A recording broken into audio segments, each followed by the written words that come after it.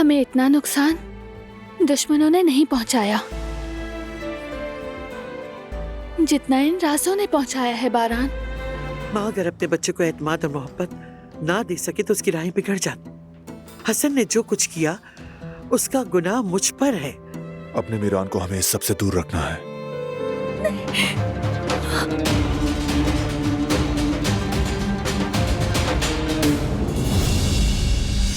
उठ जाओ प्लीज। ठीक है, रिलैक्स हो जाओ। सिर्फ डरावना ख्वाब देखा है तुमने। मीरान, मेरा बेटा बारान। कौन है? कौन हो तुम?